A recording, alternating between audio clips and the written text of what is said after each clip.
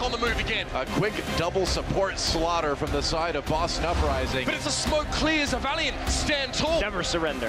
That was an incredible run from LA Valiant. And Boston, they may have done it. He's so brave. Insanity here. Unco, though, he knew exactly what he was doing. Dream Casper To perfection. Enemy at the gate, so there we go. They definitely had to deal with their own mortality there.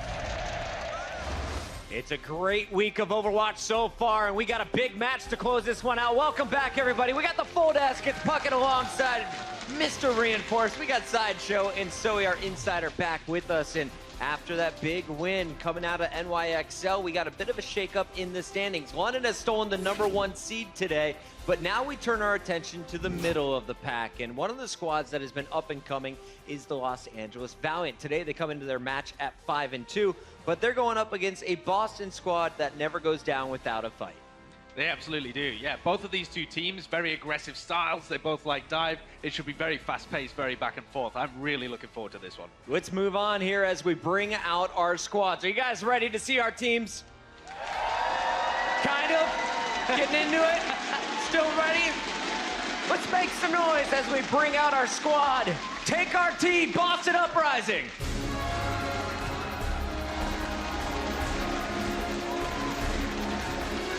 Dream Casper and Striker, the DPS duo that was on fire earlier this week. They are charging the stage and looking to put on a similar showing. Boston enters this matchup with a 3-3 record. Today, though, they're going to have to be on top of their game. Yes, and actually they're coming off a nice sweep over Gladiators yesterday, and they ended up winning versus Dallas Fuel, who we saw earlier, 3-2, of course. So this is a team that is in form, and going into next week, they actually have a chance to make the playoffs. They're going to play versus Philadelphia Fusion and Houston Outlaws, so this is a playoff contender for sure. So, when you were watching this Boston squad earlier, what did you see in their victory against the Gladiators? Who was going off? I mean, you gotta have to mention Dream Casper, of course. He has been going off in pretty much every game they played. Whether they lose or they're winning, he is always on top of that kill feed. And of course, we had Notes family in the audience yesterday for their matchup. Today, we're going to be keeping our eyes on the off tanks, Josh. Yes, because this is the only real change that they've made to this roster, is that Kalios has been moving out of the lineup and Note has been moving in, and he's very aggressive, super clinical, very well timed, and that adds so much more damage to their dive. Boston looking for a big win tonight, but they're going up against the hometown squad. Give it up for the Los Angeles Valiant. Wow, there's some crowd support. Verbo is fired up as they charge the stage. And this is a team that at the beginning of the season, you look back to preseason, all kinds of questions surrounding this lineup. They are now coming in with a 5-2 record, and they swept Philadelphia Philly 4-0 this week. Yeah, but they have some changes in the lineup today. Again, Unco is still injured. He's still out of the lineup. Verbo is back in. We're seeing him on the screen, all smiles and giggles, and he did incredible well. Can't say it any different. I think he really stepped into Unco's shoes. Also today we had supposedly Silk Thread in the lineup. However, he fell ill and is now replaced by Agilities, who's stepping in. But of course, Agilities himself, a force to be reckoned with. Yeah, that's pretty huge. They're missing out on Silk Thread because Agilities, in a way, he's very transparent with his aggressive playstyle. And I think Boston Uprising, in many ways, they actually, in many ways, they actually favor Agilities playing this time because Gamsu is so good at reacting on his Winston. So if Valiant goes for those very aggressive deep dives, I think Boston Uprising has a really good chance to actually counter them. Scariest player on that screen right now, Sideshow. It's got to be no, it really does, though. He's fantastic. The only issue for me is that with Silk Thread ill, they now lose out on a lot of strategic diversity that they have in their team. They kind of have to play either high tempo or tanks. All right, we'll see what the game plan is for the Valiant, playing with some new faces here. We're getting more familiar with them as this week rolls out, but let's talk a little bit about what's on the line for these squads. For the Valiant, they're in that running for a top 3 position. They want to be there at the Stage 1 playoffs at the end of next week. Boston, they're still looking for match wins as it all adds up towards the end of the season. But let's talk about Boston. In theory, Zoe, they're the underdogs. How do they feel coming into today? I mean, it's Boston. They have Huck, they have the president leading the charge, and he's of course confident as always. I asked him how the individual players are matching up against each other. You know, Striker versus Soon, Silk Thread / Agilities against Reen Casper. And he said, if you're looking at all those players, they're pretty even. This is coming down to teamwork and not to the individual performance. And I mean, that's really what the game is about, right? Like, if your team performs well and creates the space for those individual players to actually pop up and do their job, then you're going to win the games. And he's confident, very confident. You guys touched on the difference between Agilities and Silk Thread for the Valiant. What does Agilities need to do today with Silk Thread out? I actually think he needs to change up a bit of his hero pool for this series. Because with Silk Thread gone, he can't just play this aggressive Genji all the time. He needs to flex to this Junkrat, which you see right now. We have seen the LA Valiant play a bit of quad tank, triple tank before, and we know that Agilities is really good on that Roadhog as well. So I think that Agilities, throughout this series, he needs to swap up his heroes to actually surprise Boston Uprising a bit. There's a look at Brady, aka Agilities. Look out for his Genji, Junkrat, and more throughout this series. But let's take it back to Boston here, Sideshow. If they're going to pull off the upset today, the first of 2 big wins on the weekend, how do they get it done? So I think Boston do have a very genuine chance of being able to upset the LA Valiant here. And so looking at their keys to victory, I would say the first thing they need to do, as they did against London, is pressure the backline incredibly heavily. Stick to your dive that's been working so well for you. Note all the way to the back along with the flankers, and they can really punish Kariv and Verbo, who are slightly uncomfortable sometimes in terms of their positioning. Second, if Agilities is on the Genji rather than the Junkrat trying to peel, punish his aggression, take him out early on. When he tries to go for these Dragon Blades, shut him down. The second thing is more map focused. I think that they want to be applying their pressure early on in the game. Try and catch LA Valiant napping, really ramp up the tempo really hard on Eichenwald and on Horizon, where you can catch LA Valiant napping a little bit, maybe go down 2-0, force them to do the reverse sweep if they want to win. We got some new maps today, but if you watched yesterday, Boston loves to get in your face on control point A at times. So look out for that squad as we get into game number 2. Johnny, let's talk a little bit about our green squad, the hometown team, the Valiant, looking to go to 6-2. How do they stay in the running for the playoffs? Well, you need to shut down Striker first and foremost, because Striker has been popping off as of recently. So I think that soon he is one of the better Tracer players. Maybe he has in it to actually shut down Striker soon. And of course, you want to utilize the Junkrat. Agilities is so versatile, so pull out the Junkrat and shut down the dives coming out on Boston Uprising. They have been a bit one-dimensional, so the Junkrat could be the difference maker. And once again, be unpredictable. Utilize the different tank compositions, utilize the Junkrat and the dives. Perhaps you want to counter dive a bit, perhaps you want to straight dive for the backline. Be unpredictable, and Boston Uprising won't be able to adapt as well throughout the series. It's time to get the official predictions, starting with Sideshow. I think this game is so tough because coming into it, LA Valiant have all the pieces to be able to counter Boston, I think. Comes down to execution. So far, Boston have been so good at execution, and they're missing Silk Thread. I'm still going to give it to the LA Valiant here because I think that they can pull it out, but they have to not think too hard about what they're doing. Go with the flow and try and counter Boston. Johnny, you're up next. Oh, I'm on it next? Okay, well, you know, I think that Boston Uprising, they have been on a streak as of recent. They absolutely dominated Los Angeles yesterday, so Boston are looking really good. But I'm going with Los Angeles Valiant as well, because I believe they have the tools necessary to shut down Boston's momentum, and I think that Agilities will shut them down. Joey, can Boston take down both of our LA teams here in week 4? Oh, Puckett. No.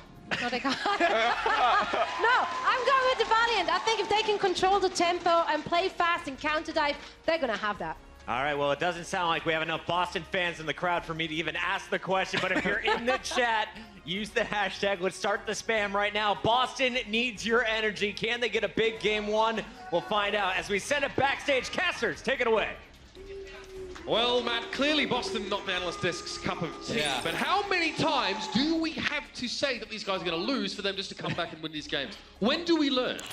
And look, I think this is a very interesting matchup from the fact that no Silk Thread, right? No Unko on the side of the Valiant. I think it's really going to come down to, like, you know, Kariv against Neko, right? And that Zenyatta battle, it's like, who can protect their Mercy? And then I think Verbo just kind of thrown into a match like this, right? We saw him play his Mercy last week. He was definitely good filling in for Unko, but you're just worried about his positioning, right? Would they play a little bit aggressive in terms of the supports for the Valiant? Not going to be able to do that against Striker and Dreamcasper and get away with it. How do you shut down someone like Striker? You know, like one of the keys to victory for the Valiant was to do that. But how do you go about it? It's so tough because his positioning is so good. You know, we were talking a little bit about it on the way to work today. It's like last night when he's playing against the Gladiators, he just kind of puts himself between the Mercy and the tanks, and it like really just causes a lot of problems because the tanks, they either turn their back on their dive and like kind of go backwards toward their supports. The supports can't go back towards the tanks, so he really just kind of splits the field into two, and it's so difficult to deal with. I don't know how you exactly deal with it in a perfect manner, to be honest. That's it. What do you do about a guy that just gets out there and parts the nerds see? We'll have to see if he can be matched by Soon, because it is quite, you know, a big head-to-head between these two. And Soon's been long regarded as one of the best tracers out there. And just recently, people from a lot of other teams in the Overwatch League are telling me that this guy, Striker, is the best in the world. But let's make some noise, ladies and gentlemen. Big it up, Blizzard Arena. It's the Valiant taking on the Uprising here. Eichenwald. And it will be the Valiant to defend. It is quite funny at the beginning, you know, when you get here for the preseason, everybody's telling us, man, you gotta see this guy Striker on Boston. Like, he's unreal.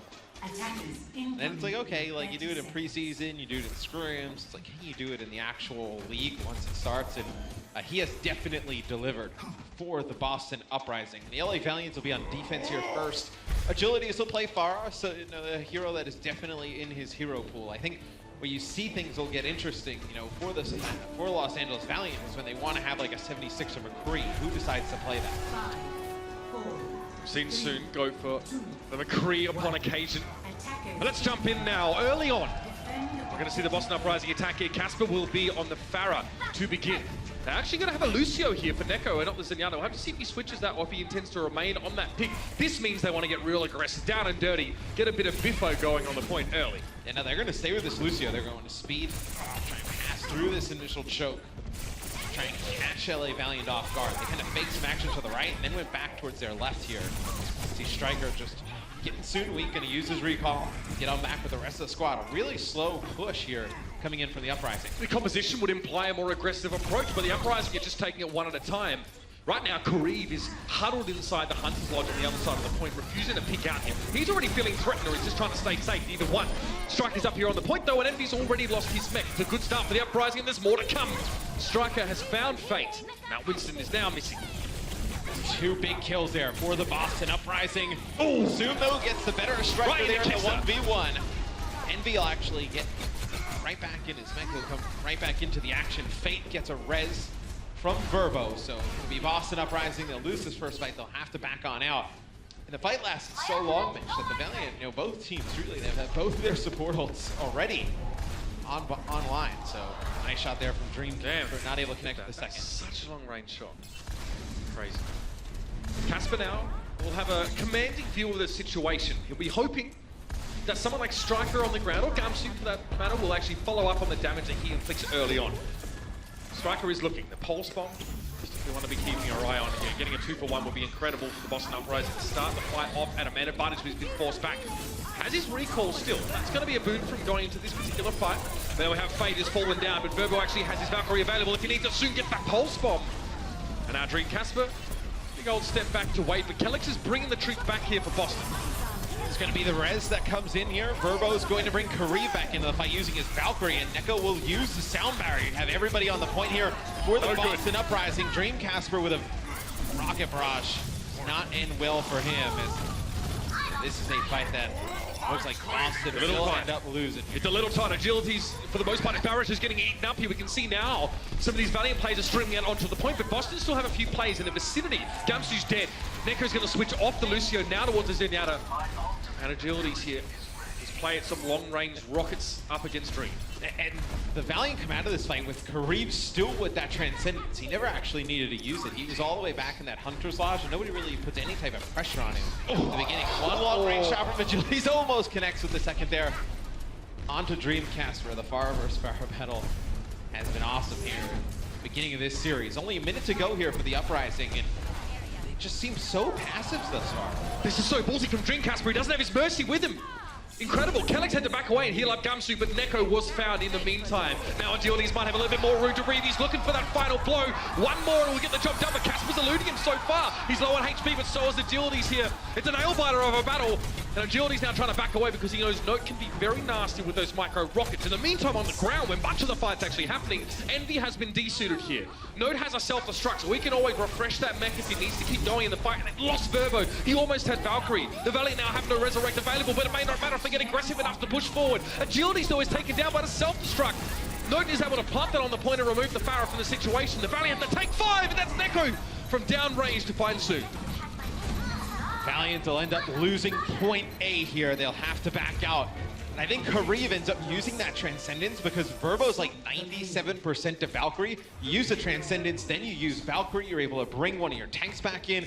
Then Fate would have been coming off of respawn, jumped right over the top, and then you have a realistic chance to take that fight. Was not to be, Matt.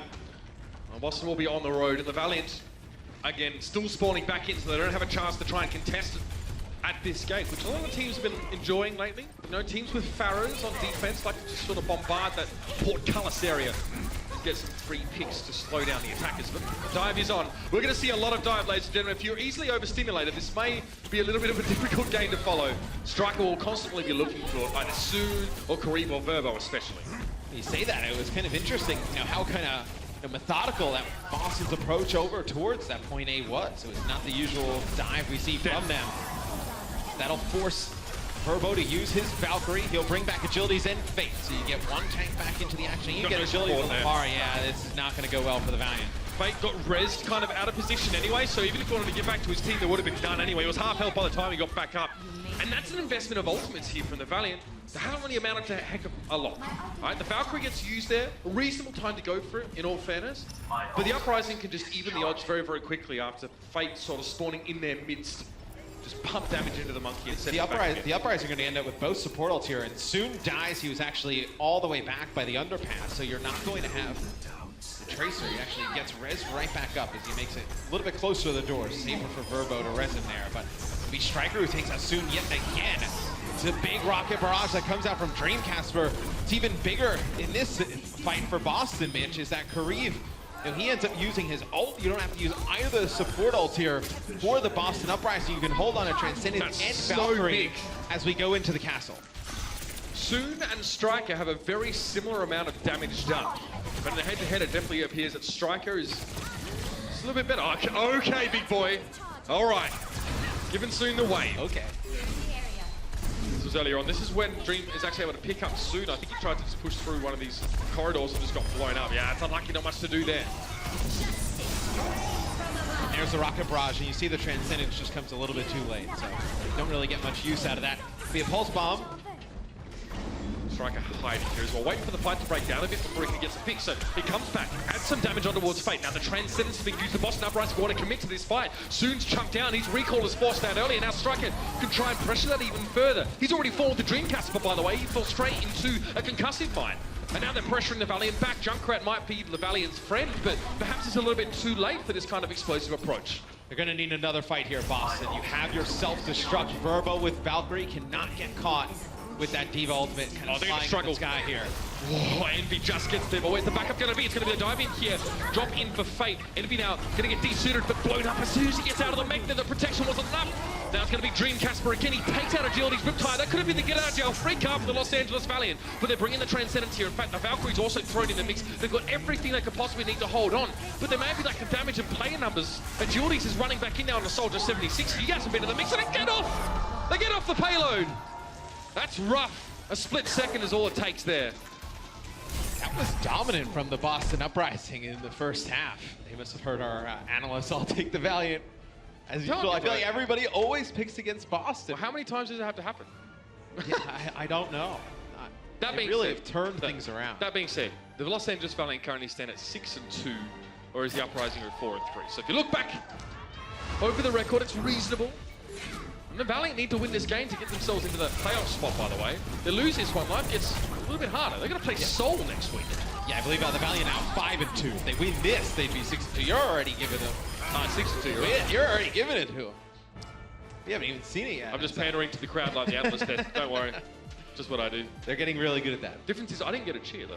Yeah, no cheers for you. Okay. Well, because we just perhaps the desk used them all up. So Boston finishes the map, 52 seconds left in their time bank. Now we'll see the Valiant on offense. You know, you didn't really. We said maybe like the loss of Silk Thread, you'd see it on a map like this. I really didn't think so. I thought Agility's played fine. You know, he went over towards a Junkrat later in the match. No, he didn't get anything with his Riptire. It gets blown up. I can't believe Dreamcasper hits it with his own Junkrat mine. Then switched to the 76 late, where we never actually saw him come out of the spot. I think he got pulse bombed or something like that. I got that there briefly, but Yeah, Agility's got pulse bombed while he was calling his Riptire, and then the tire also got killed by Dreamcasper. So it's an ultimate that could have made a difference, but just got taken out. Probably before it even got off the ground. Probably just threw a mine right at him and blew him up as he was taken out. and this is the Boston Uprising. If you give them an opening or if you give them a little bit of momentum, they really tend to run away with it, just like they did there. Slowed down, trying to hit that first point, Matt, but after that, it was smooth sailing for the boys from Massachusetts.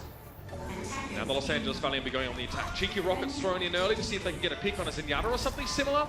And it is going to be soon on the Widowmaker on attack on Akival, which is rather interesting in and of itself. He was just looking over the top, trying to get a pick. Oh, he's got me again. Onto Dreamcasper. Classic. Soon we'll go over and play Tracer, and right now, the Valiant just trying to push in. We're a little bit split. You have the tanks to the left. Agility is just poking here for some damage over on the right. Now they start to move in towards the point. Here we are, Agility's stuck in the middle with Dreamcasper. Half HP and he gets the direct rocket. That's what we're looking for. This came so close earlier on. All he had to do was find one. His opponent was already quite low there. Plenty of help coming in from Fate. And now with not going down, Agility's is already, you can see him, he's already thinking ahead. Moving forward now. Just to try and prevent any of the reinforcements. I think that's only, it's only Neko getting on towards the point here, so tough for him to hang around. Quick dispatch from Agility's. Job done on point 1. That was quick. The Valiant run right in. They will take point A. Neko will move over to Zenyatta here. Need those discords for the far in the sky. And the Valiant did a good job. It was Envy the one who finished Kellex right away. I believe he gets hit with a rocket from Agility's, and then Envy just goes right up on D.Va, flies right into the Mercy, takes him out. You might actually see Boston just get mindlessly aggressive here right now. They don't have a lot of ultimates built up in general, so if they can sort of force a bounce, they'll be absolutely laughing all the way to the bank. But they have the high ground, they can sort of get and engage on, poke for a little while until they see an out of position support, and then sort of pull the trigger. The Pharah battle will actually have a bearing on whether that's going to happen. Gamsu drops down and tries for something, but the Pulse Bomb leaves him a little bit sore. Oh, he's extremely low. He barely makes it out with his life. Just backs all the way out. It's going to leave Note the only one. Oh, he wants it! The payload on defense, and Agility is trying to win this battle. He's going to get some damage in from the side on Note. Soon we'll actually take out Striker here, so you get that top tier Tracer out of the equation, and Envy connects with Note with a self-destruct. Yeah, Kellex, I don't know if he can bring him back or not. And Agility's is still such a magician at hitting these first rockets. The follow-up, unfortunately, a little bit harder for him to find. Still, though, he fancies it. He wants to be in the thick of things right now, especially when he's got the barrage. He does spot Neko there, a little bit of a compromising position. Neko's going to get jumped on. You can see him in the backline at the top of the screen. He's down. Fate gets the Fist of Fury in there. It's an easy primal rage dispatch. Payload, though, still moving. They lose Fate as a result. They trade a Winston for a Zenyatta. Soon, half HP has to recall right about now, and they're going to be brought straight back in. A bit of a hard reset, except for Note, who now gets desuited, taken out. Agility's needs one more rocket again. Oh, the fear of God, he's putting into Casper. And now he's going to finish the job there. The barrage comes down, and Gamsu didn't know what hit him. Neko uses his Transcendence here as he just has his Mercy alive, Kellex, and Dreamcasper is there as well. They already lost both tanks here. How aggressive is this guy? Now it's going to be a big ult advantage in terms of you have that Transcendence for the Valiant here. If Boston comes out to challenge them, the Rocket Barrage, that gets nothing there. Gamsu goes over towards that side, trying to stay alive, making it towards the top of the castle. He will fall. Matt, this is a really fast time for the Valiant here. The Uprising haven't even been able to hold them off in the second phase. They're going to breathe contest here, but Neko's gone down to Kareem, so he picks up the respawning player in Neko, who needs to be resurrected. They need him in this fight, at least for the Discord Orbs to break through some of these tanks. Soon, bit of respect there, big step back, does have his recall available, so he doesn't mind being a little bit reckless for these few moments. Casper tries to throw himself at the payload as Junkrat, and now Striker will be the last clean up there. 4 minutes and 24 seconds for the home team. A huge time bank to work with. Now for Boston, they're battening down the hatches. It's time for full tortoise formation. It was really good positioning from Kareev there. He puts himself a little bit further back on the bridge, so the players from Boston can't dive him. He doesn't have to use that Transcendence or even have it forced out. He's able to hold on to it still. Feels good, to go inside. Orisa shield thrown up. Envy going to be more than happy to commit the micro rockets into breaking that down, and soon wins a 1v1 against Striker. That's a huge opening and a good start. And the Valiant seem to be, propelled by that kill at the very least. Looking for the Orisa, who obviously used a fortify there, but Gamsu wasn't able to stay alive through the onslaught he was taking anyway. Envy has a reset on his suit here. This is big. He can now get super aggressive and dive the backline because he knows he can usually reach suit comfortably himself. Plus, the self-destruct on the payload is such a sick zoning tool at this stage of the game. The Valkyrie from both sides as Verbo has used his. Kellex got the Valkyrie as well. It'll be Transcendence that comes in for Kariv. You're going to res Agility's back up, bring Striker back into the action as well. Res. Riptide coming on towards Fate though, dropping the Winston away. I don't think there's a Resurrect available for that one. You can see the Envy's going very, very deep right now. Trying to get on towards Striker, but hasn't been able to clean him up. No, it does get desuited by the Pulse Bomb dropped on there by Soon, and Envy now from the sideline, trying to get some Bunny Blast that kills Kariv in the backline. He's found a couple. Now Gamsu going to hide under the dome, and Soon gets caught up in a trap there. Striker easily able to one-clip his immobile target. And the Valiant might be running out of gas a little bit here. Agilities needs to hit some mad direct rockets, but Envy finds a hole in the defenses there. Neko gets left upon, and Agilities now with a little bit more freedom. Less concerned about the Discord Orb, less concerned about the Zenyatta in general. That's enabled him to find Gamsu. This is good stall coming out from the Uprising, but one by one they're starting to be toppled here. Note getting a lot of healing, a lot of pocketing, but Kellex is down. Verbo's also fallen though, man. They've lost both their mercies here. The self-destruct, that's nasty. Agilities is taken down by that one, but it's still getting closer. Gamsu trying to pressure the point. What is this stall right now? It's a long fight. But the Valiant get there. It was just a matter of time. Circular breathing, my dude. Circular breathing. It was just a matter of time before the Valiant got the payload to the end. Now, we will play in overtime as Boston will only have a minute in their time bank. They finished with, I believe it was like under a minute to go, and then now it'll be the Valiant when they go on offense. They'll have 2 minutes and 36 seconds. Matt, let's go and listen to the comms here from the earlier in that game. I believe it was the Valiant. Let's hear it. I killed Diva. Soundcard.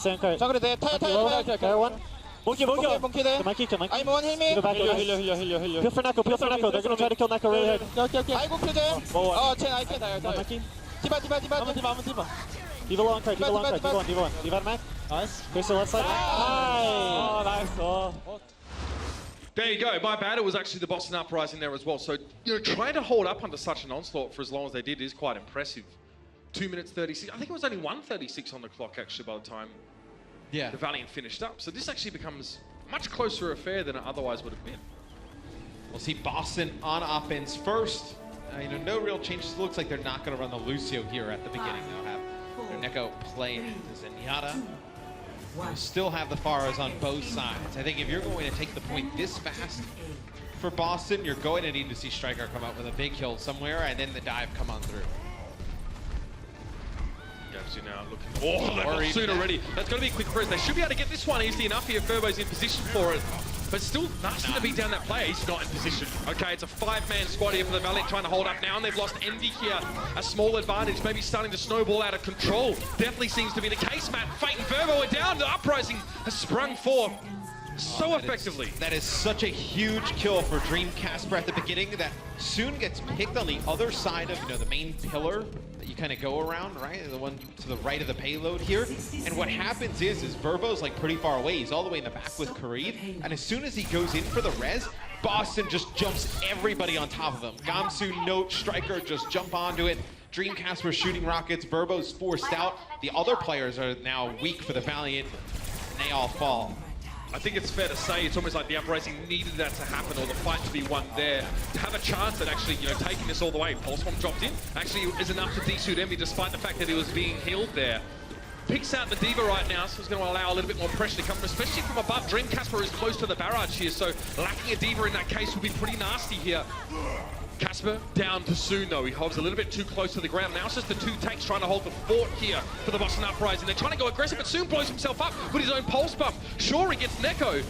He goes down himself, and now it's just Envy versus 3. Will the Boston Uprising, who has that closer offensive spawn. Valiant are going to have to back out here. It's very hard on the defensive end to force these teams off of the payload as that wick burns down. As Boston, they'll have their Valkyrie, they'll have a rocket barrage, you're gonna have Pulse Bomb, then you get Primal Rage in a good situation. Verbo falls at the beginning here. He has Valkyrie as well. That's going to force the Valiant to back up yet again. Did he nail him through the window? I think it was a bit of splash damage. They were fairly close up in that top left corner. Agilities now has to go with just the Harmony Orb, by the way. He doesn't have the Mercy Pocket anymore.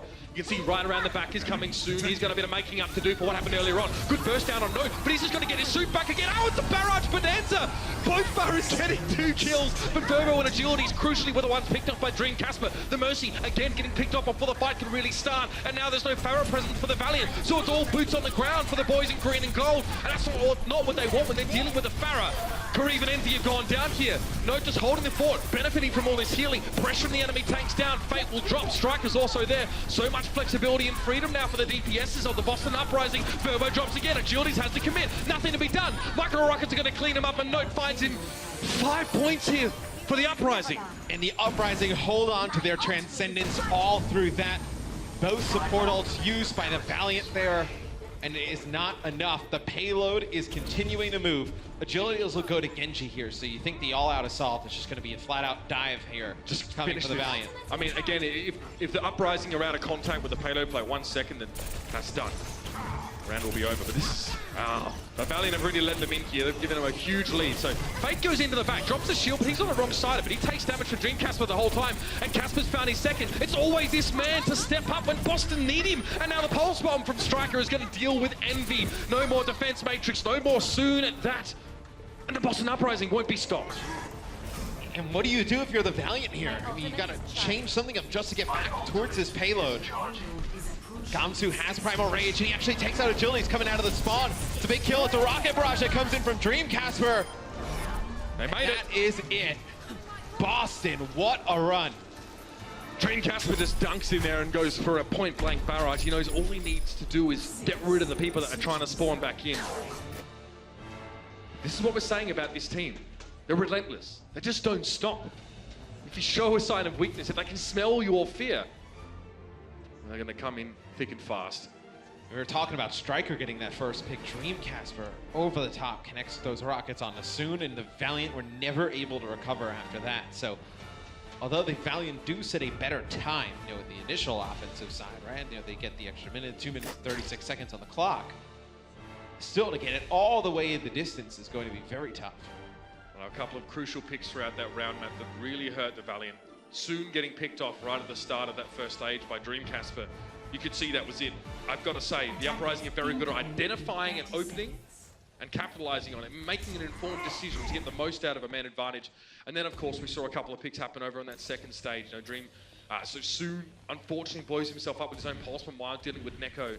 It left, Envy in a 1v3 on the payload while he's trying to stall it out.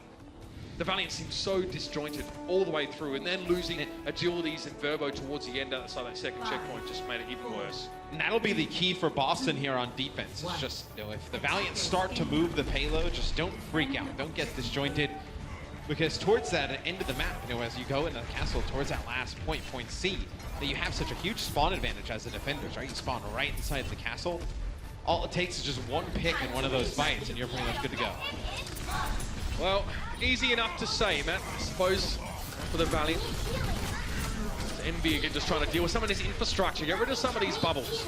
Open the way for Agilities to get good damage. Soon's recall was just forced then off screen, so he now needs to play passively for the next few seconds.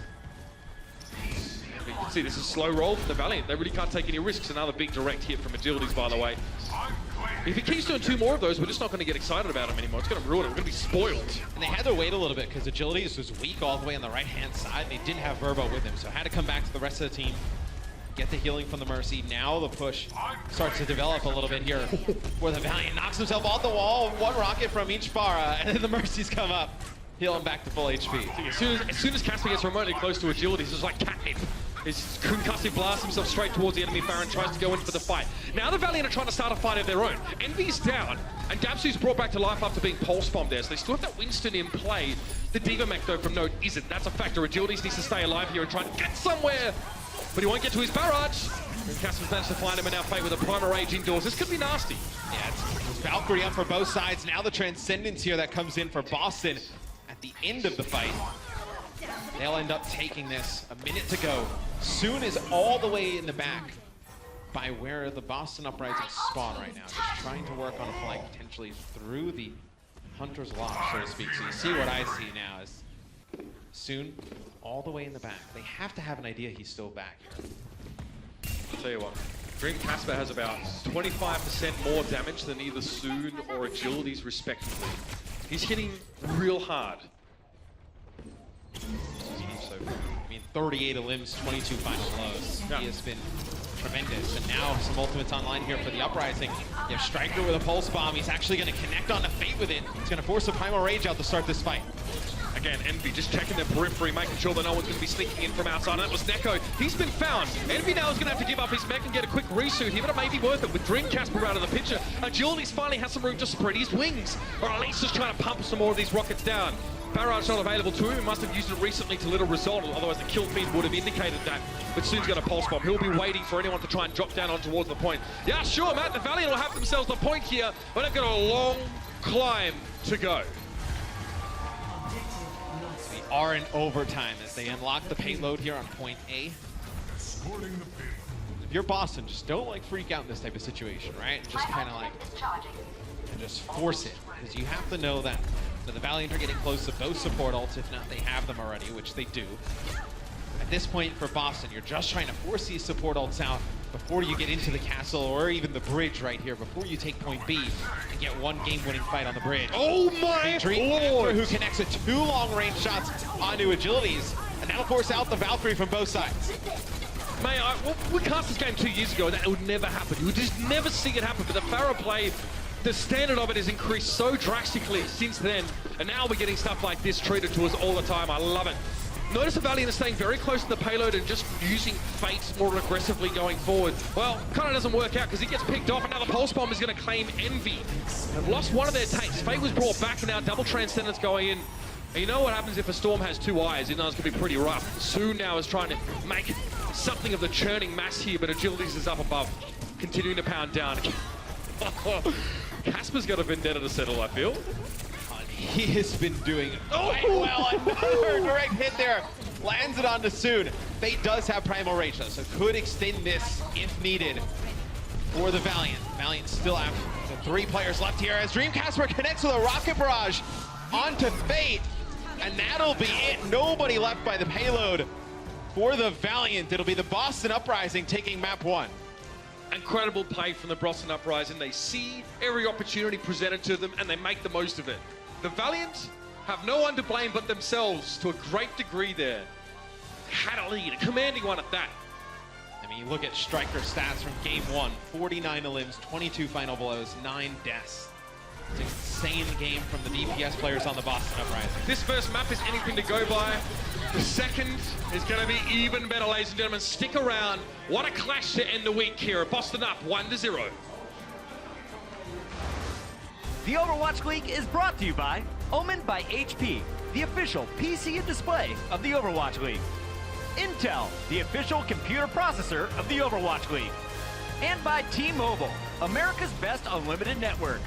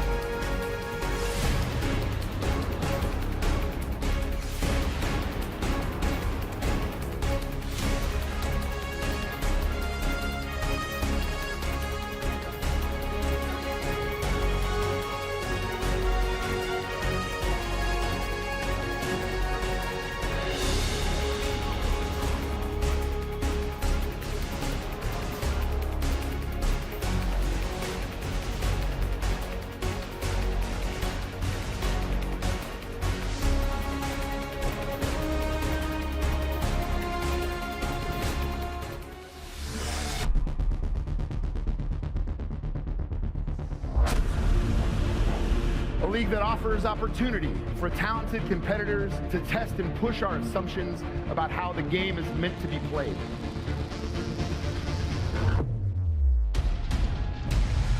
Ladies and gentlemen, we are coming at you live from Los Angeles, California. Welcome to the Blizzard Arena.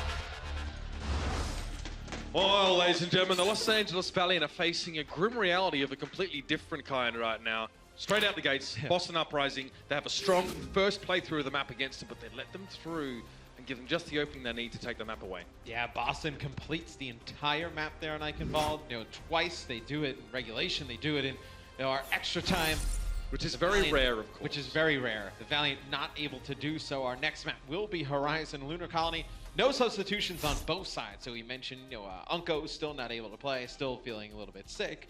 You have Silk Thread, who's also sick for the Valiant. Yeah, I mean, Unko's condition is described as an upper body injury, I believe. So that's kind of the information you have. Could be anything, really. Could be a torn shoulder or that. No offense to old mate, I don't know how much he lifts, but it's probably something else, Matt. So we go into Horizon. You kind of think of what the Valiant lose with not having Silk Thread, right? Like maybe like a 76 on McCree that forces Soon off of Tracer. So you see agility's place in Tracer. What are they lacking? Do you feel just the flexibility? Yeah, just a little bit of flexibility because they would bring in Silk Thread, who can also play Genji, can also play Junkrat, but they can also flex him on a hit scan heroes, right? So you wonder, how do they try and make their normal compositions work? At least what it looks like here is agilities will be playing Junkrat and then soon McCree. Do you feel like they're lacking the 76? Or you mean the fact that they had to take Soon and put him on Exactly, McCree, yeah. It's just having that one player who can play hit scan and projectile, right? Having that player on your team can be such a huge advantage, and I think that's where you lose it a little bit here. I mean, we did see agilities, during contenders a little bit further back. He does play some Tracer, and really it was Grim Reality on that team that was playing a lot of the McCree 76 heroes like that. So times have changed, though, haven't they? Quite often they need that Pharah and Tracer in conjunction. However, the Los Angeles Valiant are going to be playing, I kind of call it a cactus comp. I mean, people are calling it pulled pork now, according to Twitter, because obviously, Orisa pulls people in and there's a hog in the mix. Ball and chain is also fine, but again, it's an anti-dive composition that makes it very risky for people like Tracer and such to jump into your back. And you usually see the Widowmaker on defense, but it'll be Soon who will be playing McCree. I think you see that because Boston's reaction to this is going to be to go dive. You want the McCree, the flashbang specifically, to go up against a Tracer. And Gamsu's dead. That's what I love about Orisa. It's like they kind of get to the corner and they're deciding on what to do, and sometimes you just mentally blank, like you forget the halt is even there. No, or if you just see the halt, you kind of don't worry about it. It's like, oh yeah, okay, I might take a bit of poke damage from being out in the open. And then you're on the other end of the chain and you realize you've made many mistakes in your life, including that one. So, envy position now. Mind you, of course, the ball and chain combo is off cooldown, so that is an option. And yeah, Neko's playing a sniper at the moment, playing a long way back. The Boston Uprising are trying to tease the point here. They're trying to use this as an opening to spread them. Oh, Casper gets the reflect. That's cheeky, but Soon might find him with one more shot, and he does. Casper tries to hurl himself out into the oxygenless abyss. But Soon's having none of it. He deals with him first, gets him on the point. Somehow still, the Valiant have given away a tick to the Boston Uprising, though. We've been watching Soon running a riot. The rest of them may have just given the Uprising too much time on point A. I believe earlier in this season, that was a strategy that the Boston Uprising used against NYXL that actually ended up working as both supports now. Caught out here. And Striker there as well. Oh, nice play there by Striker. He sticks Envy. Oh, and they get Verbo as well. Big play by Striker. Takes out 2 players here. This is smart. He's going to work with Telex as well. So not only does Telex get out to safety, they can keep applying pressure to the point. The Valiant have actually thought that we're just going to be stalling out the Boston Uprising, but instead they're throwing themselves into the meat grinder. Fate trying to exemplify the previous statement. Getting that damage on towards Gamsu there, but they're giving up 2 ticks now. This has gone all wrong for the Valiant. This is not how it's supposed to happen. Holt used. Fate now needs to walk onto the point. He kind of doesn't really want to though, does he? He's going to go on and off at the point and try and keep it contested, but that Fortify is going to wear out. He needs backup, Matt. They use the Transcendence because they want to keep Fate alive long enough for Verbo to come back with his Valkyrie. It'll be Whole Hog that's used from Envy. Soon is also going to use a Deadeye. A lot of ultimates being invested here by the Valiant to try and hold on to point A. Oh, Agility's Riptide is taken down. That could have been what would have given them a bit of breathing space here. But the Uprising just don't do that. They suffocate you slowly but surely. Now they're going to make the way to the point. They've surrounded both of these tanks here now. And the big Hogman is going to struggle. Yeah, you can see Envy. About 4 people attack him at once. Even taking a breather's not going to help him there. And that's point A done. The Boston Uprising. Oh, man, they're fast. Can you snowball this? You have your Transcendence plus Dragon Blade. You know that they just used Transcendence and Valkyrie for the Valiant. This may be an opportunity for the Uprising to really just kind of run through this map quick. Well, you know they want it. Pulse Bomb stuck towards Envy. He gets deep suited now. Dream Casper, it's his Wonderland. He's found Agilities and Verbo. He's got Fate as well. That's a big haul for him. And the Valiant are struggling for players. They lost so much in that last little fight. See, Gamsu was all about it there. Where are the Los Angeles Valiant? Nowhere to be seen. Point A and B with 4 minutes and 57 seconds in the time bank. That is fast coming out from the Boston Uprising. They did a great job of taking advantage when they were unlocking point B. They knew that the Valiant had threw all of their ultimates into that previous fight. What they used a whole hog, they used Transcendence, they used Valkyrie, all in the previous fight, and their Riptire. Agilities was playing Junkrat at that time. They used the Riptire as well. We've got a very concerned fan here, Matt. He doesn't quite like the current nomenclature for some of our abilities. He's requested pull pork. Cheers, Saxophone. I've tried to implement that one, mate. No promises. I will keep them coming. If you've got more suggestions like that, I'll look at them at least. I'll look at them. I won't be pleased with them. Oh, you know. It's right in front. Comes across my desk, you know. It's like, what do they call the quad tank with the Moira meatball? Slamulence. Well, it depends. Slamulence, yeah. Moira meatball. I think they both stink. I don't know what I would call it. I'm not creative. Yeah, you're not really like an idiom kind of guy, though, are you? It's not really the way you choose to go. No, that would be a great way to describe that. That is not the way I decide to talk. Righto. The Uprising on defense, they will not go with pulled pork. They'll go with just a dive composition, just normal setup from the Boston Uprising. Shocking, of course. No, not too shocked. I do like how they've committed to this. They're like, you know what? This is what we do really well. We're going to play it. You need to stop it. I feel like this is Huck, obviously president of gaming at Boston Uprising, spending so much time in Korea and kind of realizing that one thing that Korean teams did so well in Overwatch was just to refine the same thing by rinsing. I made a joke about it. Now you see the stamina come out. Okay. But Dive is pretty good against this, though. So they'll be able to just... Because you don't have the Junkrat to charge up the Zarya or put down a ton of damage to give Moira Coalescence, right? Like, if you're going to just burst people down, most likely you're going to finish them off in time. You'd want a Junkrat against this normal. Oh, well, you're going to get, just for the Riptire, if anything else. They're going to play together now. A lot of healing available. Watch Kariv's ultimate percentage tick up, by the way. That'll give you an indication of how scary they're looking. So essentially, the Valiant have made it onto the point, not unscathed, but still with all of their players present, which is remarkable in and of itself. Soon's trying to get charged up, and now he's at 50%, but Verbo does get picked out of the mix early on. Note at least getting desuited here. Notice that Kariv's very, very low, but he's close to a Coalescence. He might not need it, though. The Valiant have got this one figured out. Downloaded the composition.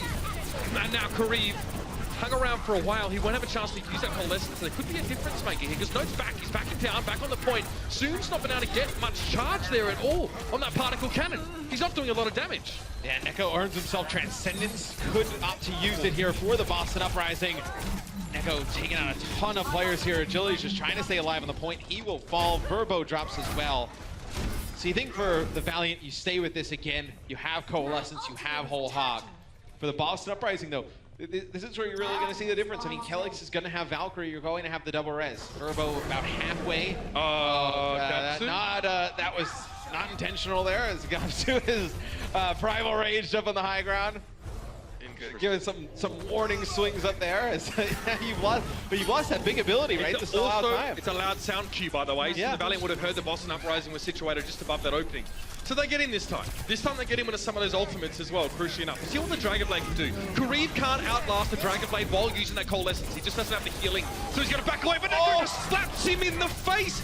He tries to go for the channel, but he's no one there to really receive the healing, and he was out of position anyway. Dream Casper, you see Agilities is trying to keep him at arm's length with a whole hog, but this guy's relentless. Eventually he's going to have his prey, and he gets 2 with that blade. Agilities falls there, throw with a shuriken. 2 ticks for the Valiant. And you get to hold on to your support ults for the Boston Uprising. Oh, it just gets worse and worse. They held on to their Transcendence and Valkyrie during that fight.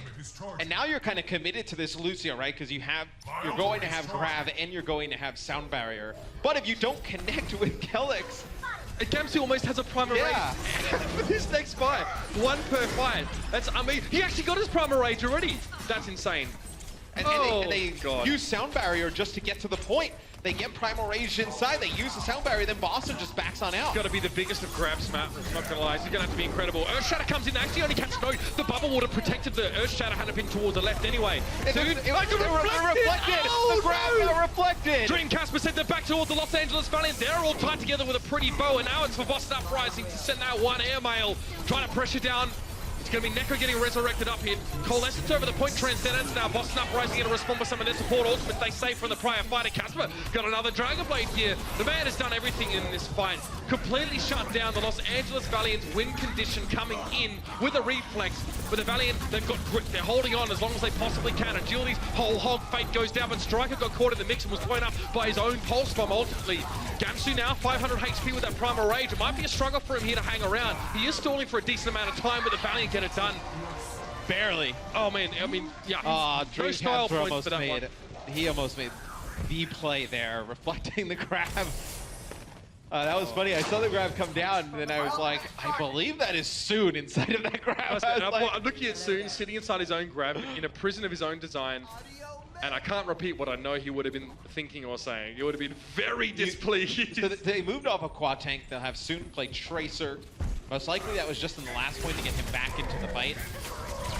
They've given Boston time to set up here, Matt. This is going to be a little bit difficult to try and sort of outweigh their positioning. You see Gamsu avoid or survives getting cooked and then is able to land on top of Soon. So that's an excellent trade. Fate would love an Earthshatter, but why would Boston give him that big opportunity? You can see they're just going to surround him, play wide, avoid the arc of that Earthshatter. He's on the point on his own right now, but he will be dealt with in due time as his Striker's coming forward, Blink behind him. Just forcing to turn his shield. Wishful thinking, my friend. Wishful thinking. Do you give up these ultimates? Do you give up Sound Barrier and do you give up Earthshatter? Agilities will switch. Yep, so you gave up the Earthshatter. You're going to actually keep Turbo, and you're going to use the Sound Barrier here, so. Well, I mean, something to be said also for having Verbo on, you know, a hero that he's more familiar with. Comfortable with, yeah. This is a critical juncture. I think I'll be putting it lightly. And Soon now, he's zoned out Neko, so he's dimly aware of Neko on his right-hand side right now. You can see he's going to turn back to him and just give him another lab tap. Just let him know who's daddy, and then he heads back towards the point. But it just doesn't matter. He's been doing a good job keeping Neko out of the fight, but Neko doesn't need line of sight always to have an impact. And the rest of the Boston Uprising just smash the Valiant on the point. And they don't even need his healing because you have Kelix up in the sky using Valkyrie. And honestly, like, Orb of Harmony persists for long enough that he can run away for a couple seconds and then reapply. And then, yeah, he can just go back and heal yet again. Dreamcast moved off of 76 prior to that fight, playing the Junkrat now. So see if he tries to get control of the high ground here, as now Verbo will switch over to Mercy. So, but you're gonna have what? Like, I mean, the Boston's already had like 3 Valkyries. You're probably gonna get what, 2 here for the Valiant? Even at the end, Kelly's probably going to get another 2 here. Gamsu's farming him so much, Valk, by the way. All right, Note opens up. He puts that self-destruct in the position where essentially Agilities and Kareem were dead to rights either way. If you put it just on the corner of one of those, you know, I don't know, walls or whatever, it will affect both sides of that wall to a great degree, unless you're really sharply close to it on an angle. So, rough, no doubt about it. Yeah, just notice how Gamsu plays as well. Kelix is able to get a lot of healing for free, because Gamsu likes to get in, but always has a tool to get out. He starts off on the high ground, so he has his jump to get out of the fight. Just little things like that. This guy. Watch this guy. Agilities moves and plays 76 now, so I'm gonna see how he goes on hit scan. I mean, 76. Yeah. Cyber, you know, he's the classic shooter soldier. It's just how do you get him in the high ground to be successful against Dream Caspers? Oh, look at Junkrat. Oh, they land a pulse bomb there onto Envy. He's going to get D-Mech. That's pretty much going to stop everything for the Valiant. But see, what's big about that is he had the jump so he could pursue Envy and get that extra damage and ensure there was a D-suit because he dropped down on the high ground instead of using a jump to engage on in the first place. So the Los Angeles Valiant losing a suited Diva, this is how much they respect having a Diva present. They're not doing anything. They actually probably have sent Envy back to spawn to get a resuit because they can't afford to wait. They have. Envy's had to switch characters in spawn to get back in his mech. And They don't have time to spare. Striker's done an unreal job farming his pulse bomb. That's crazy. So Striker is getting a pulse bomb. The time right now for him to generate, it's under a minute. 56 seconds to get a pulse bomb. It's literally a pulse bomb every fight, pretty much. Dream Casper and Striker have 24 final blows. The Valiant has 23 final blows. Yeah, that's the way it goes. It's all in the numbers sometimes, Matt, and Dream Casper can take his time with that ties, just for deterrent's sake, but and in the midst of that, Kellex was picked off, so they're not going to have the resurrect. They need to stall out a little bit longer until he gets back into the fight with the Valkyrie. But soon now, he centers blood, it's in the water, and he wants a bit more. He's found Casper, and he found Striker, so he's dealt with both of the DPS players on his own. Gamsey might have to primal race here on the point to stall it out, and he does, but he's knocked off of it here, giving the Valiant a little bit more time to pressure on that point. Envy being desuited, had the Hall of Harmony, it's not going to keep him up for long. Yeah, but Boston with this combination of the Primal Rage plus their Valkyrie is going to be able to get back to full strength. 1-6. Everybody live, the attack visor out for agilities, doesn't get anything with it. Dream Casper now on the Doomfist here as well, going to get extra damage if he knocks his target into the walls. You see he's laying the damage on thick, but when his cooldowns are up, he kind of stands around there looking like a stunned mullet, waiting for someone to deliver their own brand of justice. Soon, living on the edge there, very low on that HP. It looks like all the Valiant have been cleared off. Kareem tried for it, Envy's now back. That Diva mech that the Valiant values so highly just gets cast aside, as does the rest of that Los Angeles attack. Listen. This Boston team are the real deal. They are the real deal. All this stuff, pre-season about them coming last, we all did it. I did it. I put it in my power rankings. We were wrong. People need to wake up now and realize that these guys are out here and they're hungry. They have such a strong team. And the Valiant come in the favorites, but the Boston Uprising find themselves up 2-0 after some great play from Dream Casper and Striker. Can they keep it going after the break? The Overwatch League is brought to you by T-Mobile, America's best unlimited network. Omened by HP, the official PC and display of the Overwatch League. And by Intel, the official computer processor of the Overwatch League.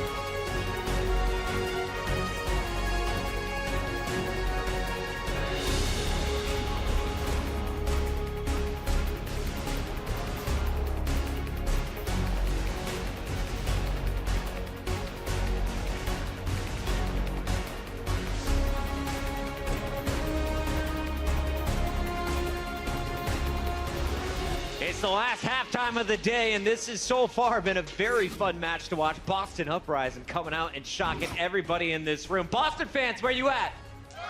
I heard you. It was louder when the cameras weren't on you, but we'll see you throughout the rest of this match. They're coming in 2-0, and they need just one more map to lock up this whole series. LA has been in this situation in the past before. If you remember the Gladiators, they were down 0-2 at the half. They rattled back 3, took it to a Game 5, and stole that series. Let's talk about the action so far, though, as we go to Eichenwald. Take a look at some of the highlights here from this game. Talk me through some of the early thoughts here, Johnny, watching these two teams match up. Well, some early thoughts was that Dreamcasper were just on fire on the Pharah. Well, initially Agilities got some shots as well, but as the map went on, I think the Dreamcasper took over, and I mean the highlights just kept rolling in from Dreamcasper. He got picks on Soon repeatedly, and Soon didn't have the impact we desired at the start of the game. I feel like this is the most Pharah v Pharah I have seen on Eichenwald as well. Yes, but it's partly because Agilities isn't really comfortable swapping to any hit scan heroes, and he can't play the Genji, he can't play the Junkrat, because he can't deal with Dreamcasper within the air. So Agilities is forced onto Pharah as well, and I think that Pharah isn't necessarily one of Agilities' better heroes, even though he's sort of decent at it. He had a few plays, the shots just aren't coming in, and Dreamcasper was a bit off himself, but it's not necessarily top-tier Pharah gameplay, I would say, throughout the series. Sideshow, we mentioned that Silk Thread is out today for the match. He's at home sick. Do you think if he was in the lineup, we would see a different outcome on this map? Oh, we'd certainly see a different composition or a different strategy, I think, coming out. Silk Thread also can play the Pharah, and he's arguably a little better than Agilities at it. But really, when you looked at how that Pharah v Pharah was going, in the regulation time, it wasn't like Dreamcasper was playing way better than Agilities. But they're so good at, as soon as they've captured that A point, being able to roll it forwards. And here's the overtime push, time back. Dreamcasper hits just a damage boosted rocket out of nowhere, gets the pick on Soon. Oh, and then as they're coming through, hits so many of these crucial rockets to apply pressure. And then this, just Verbo pops Valkyrie as well. That's Valkyrie gone, you know where it's at. Yeah, it's so clutch. That's the thing. Dreamcasper didn't have fantastic performance the whole match. It was that he came out with unreal clutch performances just when it mattered. It was insane. It's kind of akin to what we see from his Genji, but he's more consistent, I think, with the Genji. So, you know, if you catch him on a bad day, maybe his Pharah doesn't look so good, but if you can pull out stuff like that when it matters, what are you going to do? His Dragon Blade's getting him about 4 kills per ultimate. You know, his Pharah ult only getting 2.5. Good stuff, though, from Dreamcasper. And the whole Boston squad, they come out and set the tone early. So now you got map 1 in the books. Let's take it to map number 2. And as we loaded up Horizon, for me, I wanted to see what is Boston going to bring on the attack right away. Envy snuffs it out on the Roadhog, is able to get the first pick, but slowly Boston starts to grind away at it. Yes, I was actually very excited going into this map because I thought Eichenwald was Boston Uprising's map to win. So I thought, okay, this map, Agilities can stick to the Junkrat, he can perhaps go some Roadhog when they're playing quad tanks, and he's feeling more comfortable. But then Boston Uprising, I mean, okay, reflected Graviton, Soon sits there, can't do anything about it. So I was expecting Los Angeles Valiant to be way more dominant this map, but Boston Uprising, once again, via those clutch plays, they just grabbed the momentum of the map. I think that reflected Graviton was also league history being made right there. I have not seen one yet, and I've been at this desk quite a bit throughout the regular season. Shout out to that. It caught our producer off guard. You can do that? Yeah, you can do that, and soon found out the hard way. So let's talk a little bit about what's going wrong here for this Valiant squad, Josh. Talk me through some of the issues that you saw throughout Horizon. Yes, so on Horizon, when they were defending, I want to pull up a point about Envy and Verbo here, because we saw these are two guys that they struggle a little bit in the lineup previously, and now we had some question marks. So here you can see Envy is going on a crazy wild spree, trying to take down Striker, and Neko and Kelix were in the backline. Verbo comes in to resurrect him to try and kind of reverse that horrific overextension that Envy had done, and he gets picked off. Now, just to break that down for you, Striker and the 2 supports were stuck behind, and they end up winning because Envy runs into them thinking he can take a 1v3, fails, and then they get Verbo as well when he gets baited in. This is catastrophic levels of mistakes from LA Valiant, actually, that have tipped the fight. Because these two teams, I think, are actually super even when they're playing at their top level. But LA Valiant are making mistakes that the discipline side of Boston just aren't at all. Yes, and immediately after that, we can take a look at another clip, which actually Boston Uprising, they have no right whatsoever to actually cap point B. because they use a lot of ultimates here. Calyx has popped the Valkyrie, and they're going to resurrect Gamsu. So 30 seconds cooldown, no resurrect available. Boston Uprising has no resurrects through the entire fight, so Dream Casper, he just comes in clutch. He just got 3 with the Dragon Blade and just caps point B because they are able to just kill the Los Valiant team so quickly. They have no time to get back to stagger the point at all. And I mean, Boston Uprising, you're not allowed to actually cap point B that fast. They have no right to, because they're not using any Valkyrie, any resurrects whatsoever in this meta. But still, Dream Casper comes out clutch again. It's not supposed to work that well for them, and as you saw that kill feed, Dream Casper, Striker, Yep. Striker, All Dream the Casper, time. Striker. These 2 DPS stars are going off, and they couldn't get it done without the help of their whole team. I do want to ask real quickly, we talked about Verbo yesterday filling in. Unko was on the sideline for the Valiant. We saw Karib formerly playing the Mercy. Now he's over on Zenyatta. Do you think Envy is playing the same way he has in the previous matches, but not getting the heals he expected from a guy like Karib that normally would have been with him in that scenario? I'm actually not that of a huge fan of Envy, because a lot of people are like, oh, Envy is one of the better of tanks. I know that Bren is very fond of Envy, but he has tendencies to actually roam a bit too much. His Zarya play isn't exactly on point, so sometimes it just happens to overextend, perhaps to run a bit off to the side, and that's what we saw now. And that tricks Verbo, who hasn't perhaps played as much as Unko has this season, and it just leads to catastrophes because of these small, minor mistakes. So it just leads one mistake to another. Sideshow, has it been the tanks, has it been the healers, or has it been the DPS that is the reason Boston is ahead right now 2-0? So it is the DPS, in my opinion. It's the DPS, but also the kind of system and discipline that they're playing in. Because when we talk about this idea of Soon playing against Striker and the back and forth that happened between them, but also Dream Casper and Striker are pushed so far up when they try and get the snowballs rolling that they focus down the first players to trickle in, and Soon was just obliterated so many times here. They had decent performances shutting down Striker at the beginning of the game, but then they just destroyed Soon. Soon had 15 deaths at the end of Eichenwald, and Striker only had 9. In terms of the 1v1, Striker was 7 to Soon's 4 kills on him. They were really abusing Soon towards the end of this, just working in tandem, pushing up ahead of their team. They know that Soon's going to go for these flanks, and they punish it. We really haven't seen a team be able to punish it that much. But man, the guy's talking about Striker being one of the best DPS. The other thing to mention, Puckett, is that these guys were nobodies before the Overwatch League. Right. Where were they? They weren't on any top teams, and then they come in here, they get picked up by Boston, and they're absolutely slaughtering. This has got to go down as 2 of the best pickups in the whole of Overwatch. It's pretty amazing stuff, and big shout out to all of the management over at Boston. They put together a squad of players that they thought were hungry, that were coachable, that were willing to learn and to win with time. They didn't need immediate success, but they're starting to find it now against the Valiant. They're on match point. I'm running out of energy, so let's wrap this up, reinforce what happens in the second half. I think Boston Uprising will at least get one of the 2 maps. It looks very grim for Los Angeles, and it's going to be an uphill battle for sure. So I just suspect Boston will get either the control map or the hybrid map, excuse me. So yeah, it's a win for Boston. The Valiant's done it once. Can they do another reverse sweep? Can they take this in a game 5? I think they potentially can. I said one of my keys to victory for Boston was going up 2-0 at the half. They've managed to complete that so far. But we're going into Oasis, slightly favored towards LA Valiant, I think. And then Junkertown is such a crazy map that really anything can happen. The best case scenario for Boston here, obviously apart from just finish it in the second half, I would say rather the silver lining is that the best that LA Valiant can do is push it to a game 5. And they've looked decent on Lijiang as well. So Boston have got a good chance to, even if they don't take these 2 maps, take it in a game 5. I think we might be going the whole distance here, though. I would love another game 5. We'll see if it comes our way tonight. The other half is coming up, but as we wrap halftime, we want to shout out one of our players, Baby Bay. We got a chance to sit down with him and talk about what he uses in the game of Overwatch. Today, it's all about the crosshairs and game sets, sponsored by Omen by HP.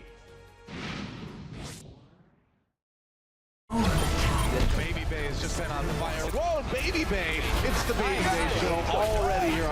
And San Francisco Shock come out on top.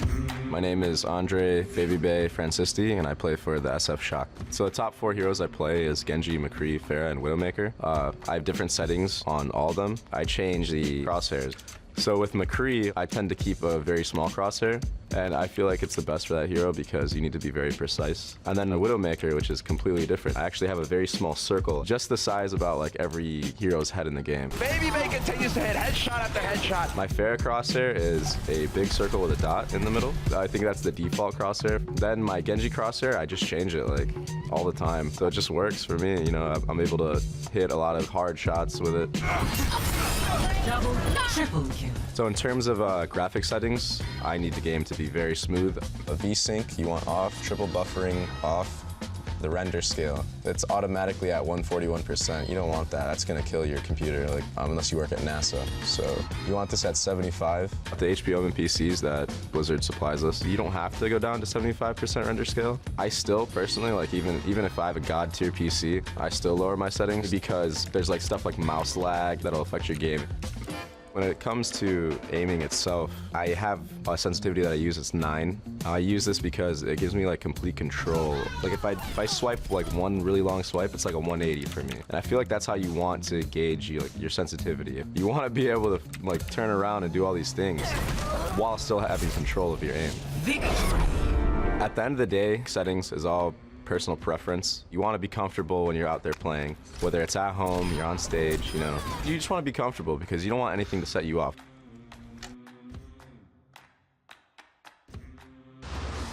The Overwatch League is brought to you by Toyota. Let's go places.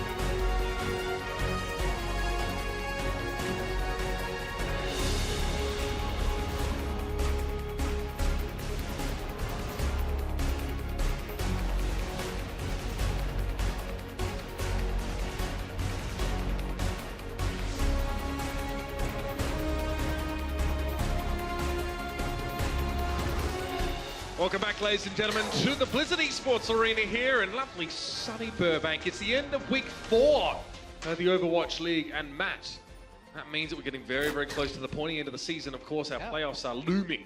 which the Boston Uprising still have a chance at the Stage 1 playoffs, right? I mean, they would need some help, obviously. They would probably need to win out from here on, through the end of the season next week.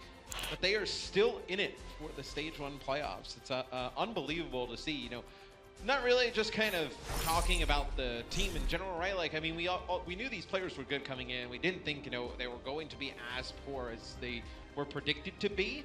But I don't know if anyone expected them to be as good as they are, right? I think people probably said, I think you're underrating Boston. They finished middle of the pack. I don't know if people would have thought they finished potentially in a playoff spot. But I got to say, I know Gamsu has been great as a main tank. You have that great DPS combo with Striker and Dreamcasper. And I know in this series specifically, we've seen Kelix play a really good Mercy. You want to know something interesting as well about Gamsu in that last map? He blocked about 4 times the damage that Fate did with his Winston projector barriers. 4 times the damage. Yeah. Definitely getting a lot more value out of those, and it's the little things. It's the 1%ers, we call them back home, that make a big difference. Also, Kelix only died twice on the entirety of Horizon, so that's pretty nice. He's once Mercy, again, that's crazy. Put up a really good performance. But again, the Valiant have always looked comfortable on Oasis map. Control has definitely been a place where they've felt very capable. And we're heading there right now. Again, this is where Los Angeles try and keep themselves alive in this series. They drop this map, it's all over but the crying. And you pretty much know what Boston's going to do here. It's just whether you think Dreamcaster's going to play Pharah or Genji. It's really kind of what you're determining if you're the Los Angeles Valiant. The LA Valiant, they probably will have agility. Okay, so it looks like they're going to go with that double off tank setup. You've seen a lot of teams do here. You have Diva and Roadhog. Neither of them considered main tanks. You have agilities will play Pharah, and you have Verbo playing the Mercy just attached to his head. All right, so throwback to that first map where we saw some rather intense Pharah face-offs. Oh, it's all right. No can get himself back up on there. A lot of damage. Agilities, I think, took a rocket from his blind side there. That's 2 in a row from Dreamcasper, pressuring Agilities down, forcing him out of position as well. Notice that now Casper's standing in between Agilities and the rest of the map. And I think what'll be telling here for the Valiant is whether they're able to pick, I was going to say Gamsu off, because this comp is built for the Valiant to just take advantage of Gamsu if he's being over-aggressive, right? You have that hook that can come in from Roadhog, you can just chunk him down, really just give Gamsu a lot of troubles here as it'll be the Valiant who take the point. Still have Striker though, he's lurking, he actually... This fight's not over yet. No, they get a pick on Fate, now they're going to start to come back in. Right, pushing forward, soon down to 67 HP. Wants to save his recall, so just opts to back away instead. And the Uprising, again, want to kind of take the point away. There's no point just standing and stalling because the enemy team has control of the point. Now they finally go down. Casper falls too soon. Envy there on cleanup duty, and this is looking much more like the Los Angeles Valiant we expect to see on Oasis map. Now they have control. They're very, very, very quickly building towards some of those big ultimates. Kareem there actually had the Transcendence drawn out of him, which I find curious in that last fight. It's okay though, because Neko actually switches off of Lucio and will go to Zenyatta, so you kind of reset his ultimate economy in terms of getting those support ults. So you're just looking at Kelix and Verbo here. So Kelix getting closer to Valkyrie, but both players providing Verbo doesn't fall. Should get a Valkyrie in this next fight. Soon there. Just gets a reminder that Casper is playing up high. Oh, he's taken 2 rockets there and forced his recall early in the fight. Now, notice he plays more passively. He just kind of lobs the pulse bomb in from range because he knows he doesn't have a get out of jail free card, essentially. Striker found Envy with his pulse bomb because he was actually able to be more aggressive and ensure that he stuck it. Soon just kind of got set back just from eating 2 rockets at the start of this fight. And Verbo actually kind of snuck in, and he was sitting right on top of Envy's body there, and Note realized it right away, chased him in, prevented potentially, like, I know, rezzing your Roadhog and your Diva, having them stall it out for a little bit longer, where the Valiant could have gained some more ultimate percentage. The Valiant will have a Rocket Barrage, and they'll have their Valkyrie, that huge Mercy ultimate right now, obviously playing on the previous patch with Stage 1, out on that before we get to the live patch in Stage 2. Oh, Casper there, who's rear-ended the duel, he's coming into a blaze of glory, but he puts himself in the most vulnerable position possible for a Pharah, and no resurrect here. Verbo looks like he has a Valkyrie, there it is, it's coming in, but now Casper wants to get rid of him, swats him aside, Agilities gets taken down! I don't think I've seen that in a long time! That was filthy! Dreamcasper makes a big play there, but it's really Note. Note is actually sitting under Agilities when he's using the Rocket Barrage in the sky, and just defense matrixes straight up and eats all of that damage. That was such a sick play from Note. I yell a lot, but you know when I'm sounding like that, then I'm really starting to freak out. That was quite an incredible passage of play. It's been a long time since I've seen anything like that. And it's not at the end of the round, you know what I mean? So it doesn't seem nearly as epic, but that was just back-breaking. Well, they used their Valkyrie during that fight, so it's a huge win there for Boston. As Striker takes out Fade at the beginning, it's going to allow time for Neko to get close to Transcendence. Kellex builds up another Valkyrie, as Boston will take the lead now in terms of percentage. I'm still collecting myself here for just a moment. I mean, the fact that Agility is so aggressive, but as soon as you get barrage, Matt, you're suspended in midair. Your rockets aren't going to necessarily hit your target, and Casper was protected by his teammate. I mean, these guys don't even know, it's not just even knowing how to dive, but also how to back each other up and actually peel for one another so well. Notice just emerging as a superstar in his own right when people barely knew his name when he first appeared. That's what I love about the Overwatch League. Yeah, I mean, obviously, Kalio's a very good off-tank in his own right, but No's made a big difference. Valkyrie will bring Dreamcaster right back up. The self-destructing has launched up in the sky. Straight away, Casper gets bombed. There's no way the Valiant want to deal with him. And Kellex brings Casper back for the second time. This time he gets to hang around a little bit longer. The Valiant are on the capture, and then Casper dies. By the way, he dies 3 times in that fight. Twice to Agilities, once to Soon. And finally, the Valiant have managed to deal at least with him. But Agilities has a barrage. He actually goes for it. Defense Matrix was an issue, and not just fights in the shade. He just fights in the shade. And because the Pharaoh was hovering over the point, the Boston Uprising win the round. He wasn't close enough to the ground to keep it contested while he was using the barrage. Tanks of the Boston Uprising have been extremely impressive during this match. One more round on Oasis, they'll take the series. It's just a matter of in what kind of fashion. Potentially a 4-0 if they were able to take it here on Oasis. But note with that huge play, defense matrixing that rocket barrage with Dreamcaster out, able to take him, take Agilities out of the equation there, man. Note's been such a, I was going to say, you know, they were playing Kalios quite often earlier in the season, right? Yes. Kalios, a very good Zarya player, known for Zarya. He was playing Diva for this team. But it seems like they've just leveled up a little bit since putting Note in the lineup. We had something different, you know, something that really, he's very supportive as well in a lot of ways. He stays alive, crucially. He has what, I think it was at the stat count before, he has like the lowest death per 10 on this map of any other player. So the fact that your Diva stays alive resulted in, now that depends, is it Mech staying alive or, you know, Mini Diva staying alive? Could differ, regardless, it's still an impressive stat. And Neko actually takes out Soon here at the beginning, and he dies right to the right of Striker, so Striker just camping this body, not gonna be able to get the res back onto Soon, just waiting in case Verbo just darts down and Striker would have finished him off. Definitely the more TV appropriate way to mark his territory, that's for sure. Has himself a pulse bomb, doesn't need to use it on Fake, because Fake just gets blown up. It feels like the Valiant are kind of reeling after that last round. And Agilities may have to switch here. You know, they have Dreamcaster playing McCree on the other side. He's so good at so many heroes. He's going to go over to Genji. He's that new breed, like Casper and Baby Bale, these players that have projectile and, you know, hit scan heroes under their belts and just, you know, bang them out whenever they need to. Yeah, it used to be, you know, I only play hit scan or I only play projectile. I feel like now, you know, it was only a thing because people agreed that it was a thing. Everyone's like, oh yeah, look, you know, it's one or the other, right? It's like, well, why can't both? See Dreamcaster up top with the Deadeye. He's gonna get jumped pretty fast. It'll be the Valkyrie that comes out from Kellex. Just trying to keep everybody up. Oh, see ya! Flashbang there.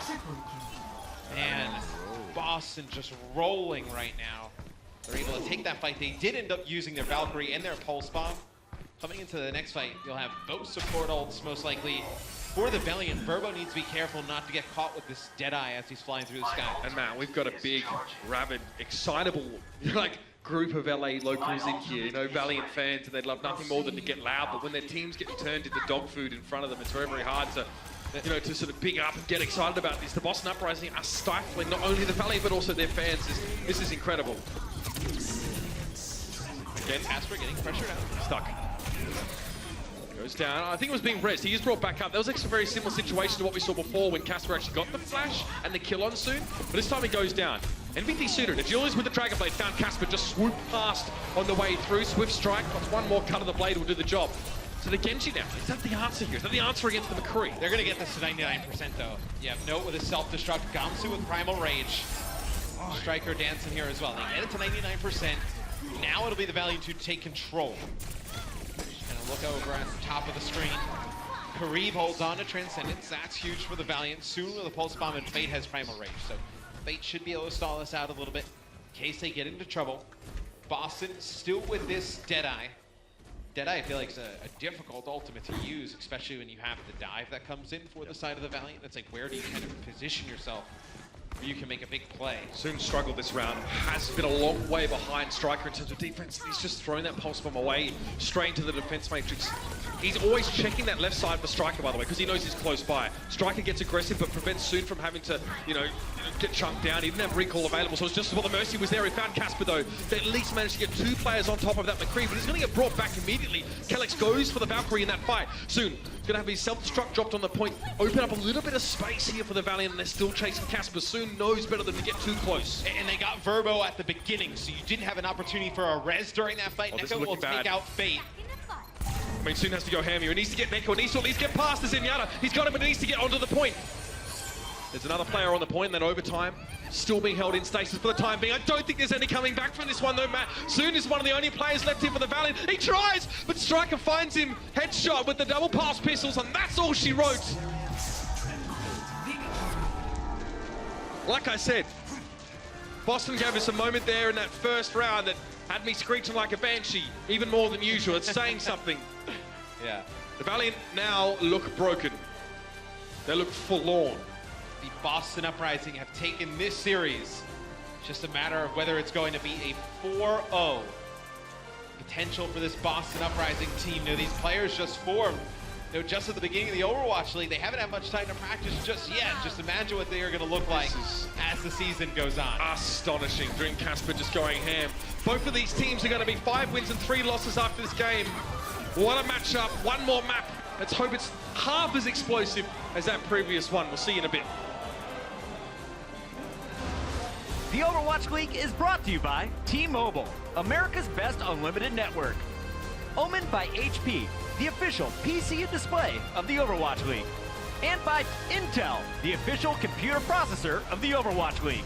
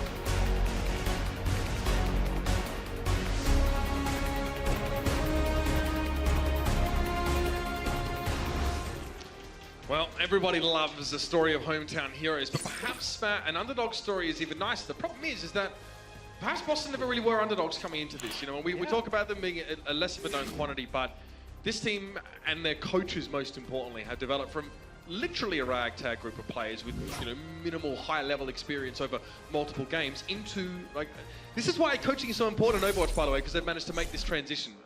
I'm gushing, but that's because they're just performing so beautifully here in this series. And there's something to be said too for you know, Huck, right? Being a professional gamer himself, you know, traveling all over the world, living in different spots, knowing how to, you know, most you know, comfortably adjust yourself to like new living situations, right? Like get everything like, you know, set up and ready, and you know, a lot of teams, right? Like you just kind of get here and then like you just, you know, you have the players, they're all set up in their houses and whatnot, but it's just still hard to adjust being so far away from home, where I feel like, you know, Huck has kind of created this like real family vibe with Boston. Here's the thing, like, and it's not to say that there wasn't a degree of self-belief there, but if you asked Huck at the start of the season, he looks at you and he goes, well, Mitch, this is how it goes. Either I'm a genius or I'm looking for a job after season 1.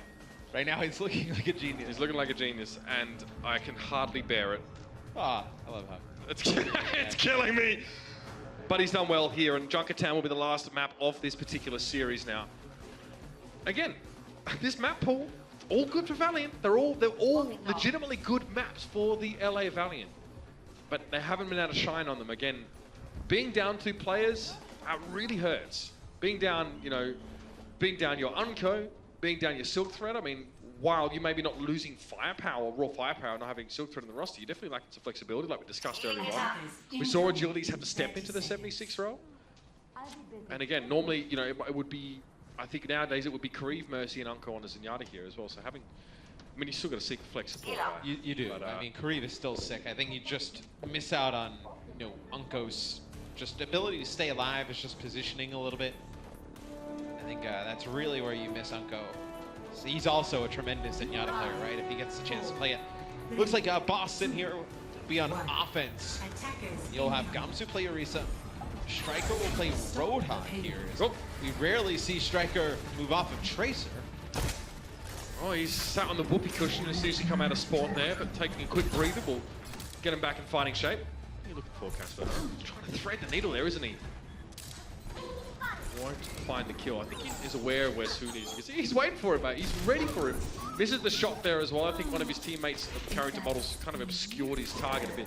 But, okay, the LA Valiant have given up a fair bit of space. They're going to need to clamp down now and start fighting. They're going to have to go real soon. This is Riptide that's going to hurt. Striker just eats it, though. Agility, that's all he's going to get out of it. He had no choice.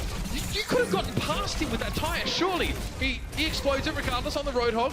And now Striker's back to do some more work, and Note being brought back.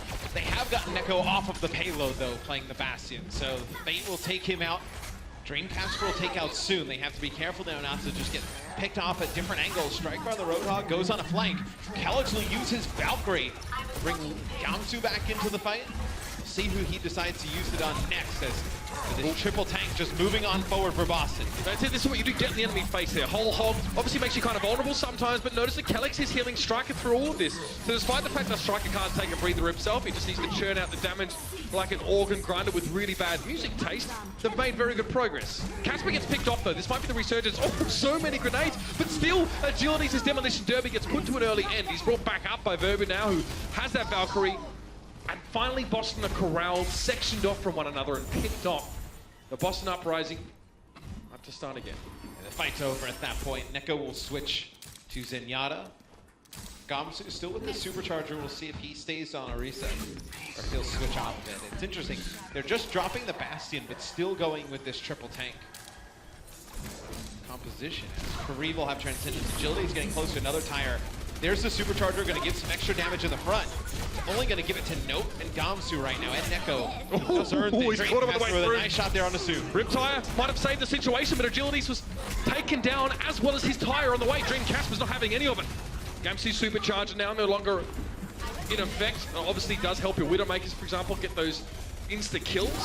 I see that Supercharger's turned out to be a lot more helpful than people realize, especially when it comes to Deadeye or any of those other abilities. But Note's up here on the payload. Envy's just going to get cut down. He can't save himself with the whole hog churning. And now Note's going to get little bit up close and personal with old mate Sue. And Agility's dies. Oh, he finally got him. Agility's dies in a spot where he's able to get resurrected, and Verbo actually goes to the res. Guardian Angels over to Agility. The issue is Note sees him, swoops on in, blasts him off of Agility's body, and that forces Verbo to go all the way back through the backside of that choke. Agility's has had 2 Riptides that have ultimately fizzled or had very little impact. First one went straight into, you know, Striker's rotund figure, and the second was picked off by Dreamcast with, if I'm not mistaken, yeah, just the Widowmaker sitting back. I don't think the damage boost from the Supercharger was a factor. It's a low HP tire, of course. Changes come in here for the Valiant. They'll have Fate play Winston. Agilities will play Genji here. They're going to try and get really aggressive. Dive on the uprising. Kellex will use Valkyrie at the beginning of the fight.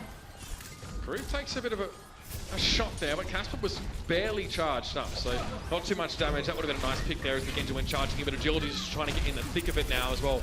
Getting around it. Dream Casper, okay. Gonna be Striker that comes to the rescue. Bails his buddy Casper out of trouble there. The pulse one was dropped on Gamsu, but it was fortified, so he's taking significantly less damage than the other eyes would have. Striker knew where he'd be! Oh, the predictive hook, that's lovely. Soon just recalls straight into that one. 3 seconds prior, or however much it is, I believe it's 3. Striker knew exactly where he'd be. Verbo with Valkyrie, but I think there's too many bodies to res here. It'll be Transcendence that comes in for the uprising. I think it's just a matter of time. Agility's with a blade. He's behind enemy lines here, but this would be a true hero play if he pulled it out. He'll hold on to it soon. Shitfall here, it's a 1-on-6. Boston continues their move through Junkertown. They'll unlock final checkpoint. They take point B. You know, Agility's with this blade, Mitch. No support ults on the other side. You really looking at Striker to make the difference here. Maybe Gamsu can like halt him. Just wait for that Transcendence. Yeah. Just wait for the Transcendence. You've got 10%. It's been tough for Fate, to be honest, because when you're Winston sort of walking around, you can't put the shield down. If you put the shield down before you dive, you just can't dive, right? Oh, and they use the self-destruct and they get Verbo here at the beginning. Neko will fall for the Boston Uprising. If you decide to use Transcendence plus Blade here, I think you just wait to get Verbo back in. And maybe the assault comes in. Fair trade there. Agility's now Striker half HP taking a breather, so sure it's not really a big factor. Does get the finish off though. Roadhog down, Note looking like, oh that's tricky, isn't it? So that kind of benefits the Valiant, to be honest, because Note just has to stay alive for longer.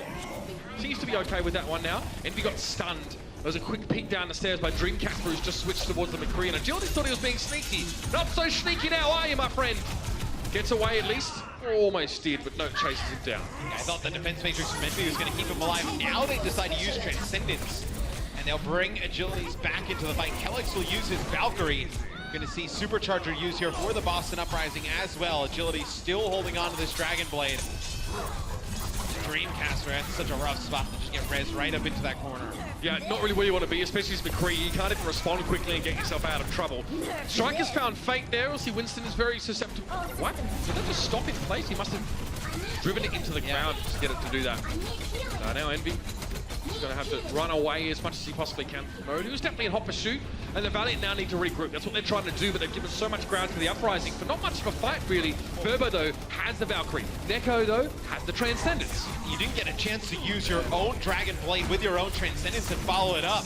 Now Neko uses that Transcendence. Agility still with his blade. He drops at the hands of Striker. I mean, this gives the payload. Look at the zoning impact of that ult, by the way. We use it as a joke, but all the Valiant were forced to head for the hills there. Dragon Blade, you can see a big roll back from Dreamcast, but he deals with his assailant. Agilities was so close. The keen edge on his blade, looking for Casper's throat. But instead it was the McCree that comes out on top in that battle, and Kellex is very close to that Valkyrie. Verbo just gets splattered against the wall like a bad Rorschach test. And that's going to be it. 1:18 on the clock. And the Boston Uprising get the map finished. As you see a different look from the Uprising. Usually Striker always comes in. We'll play Tracer. See him play Roadhog here.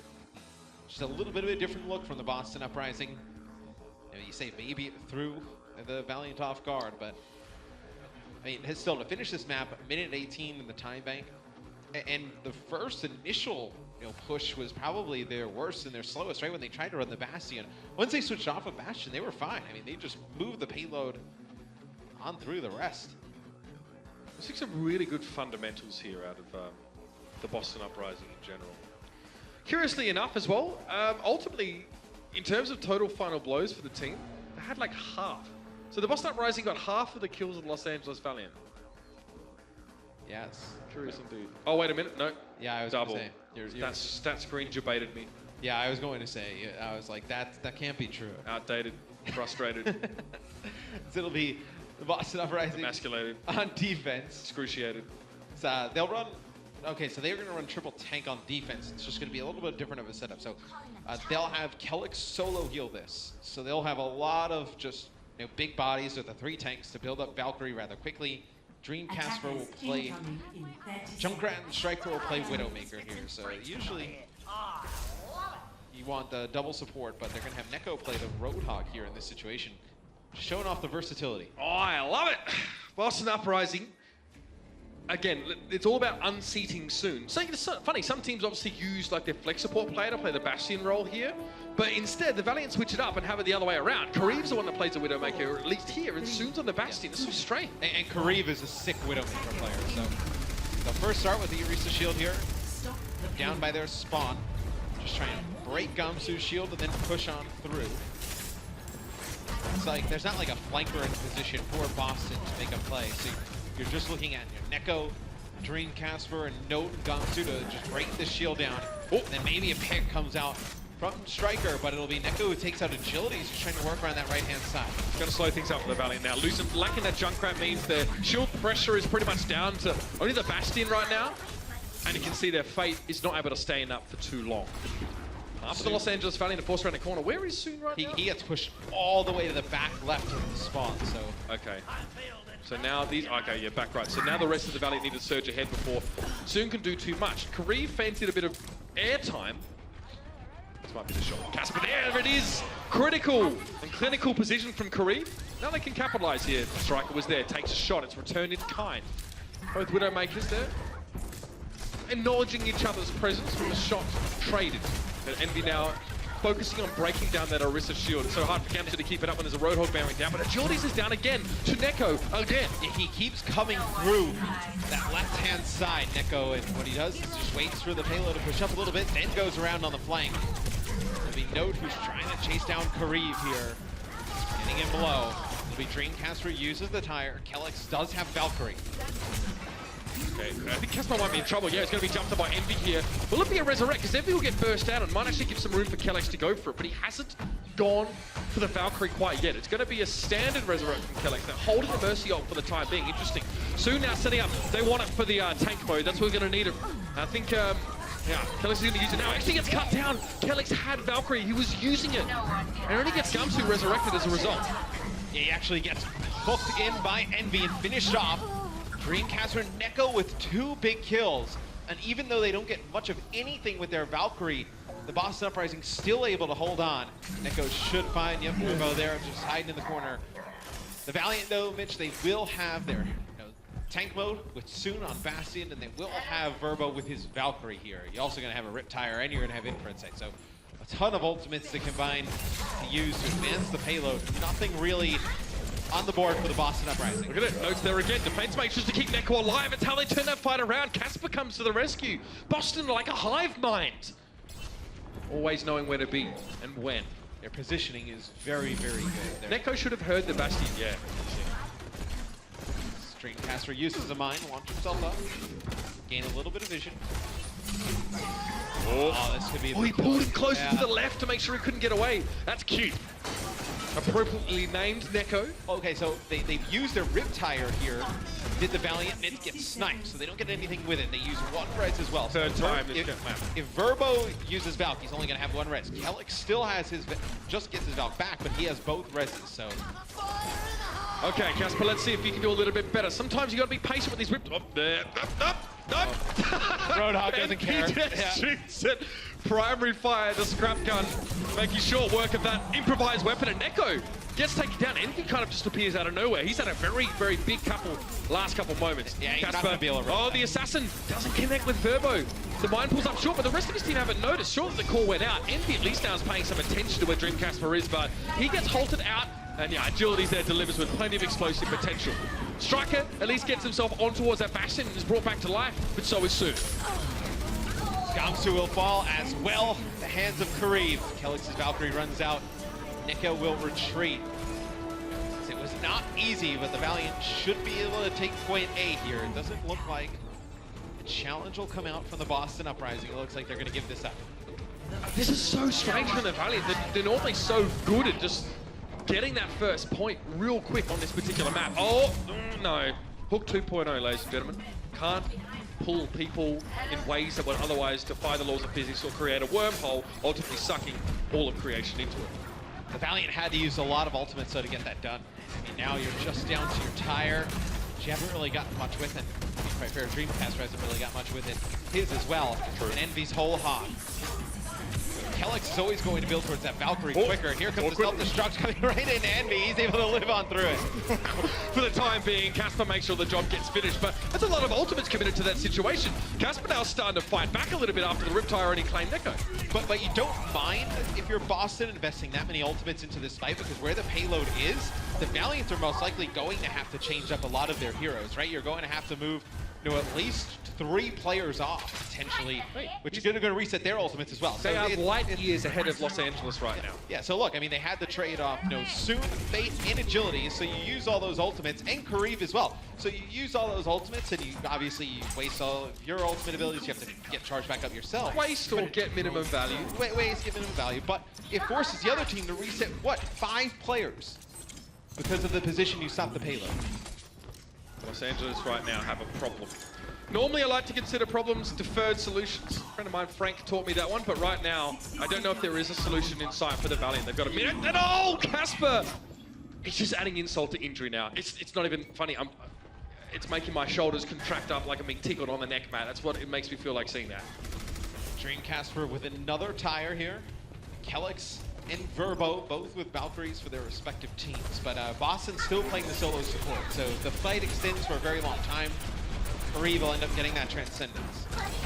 LA spawn close, but now it's time to start the fight. They need to get aggressive. They need that Eye of the Tiger they've been looking for so dearly. Soon goes down Ellie to the boot from Note, though, so the dive just completely fizzles out. Turbo's cut down. Striker sitting safe up on high. The Ivory Tower allows him to find an easy headshot on the Mercy. Verbo, at least, you know, thank God, didn't commit the Valkyrie, but now he's going to have to use it in this next fight because there's 9 seconds left. Striker was looking for an early pick a little bit further forward. Yeah, for a second I thought he was going to try and get Verbo coming out of the spawn. Really would have thrown him off guard.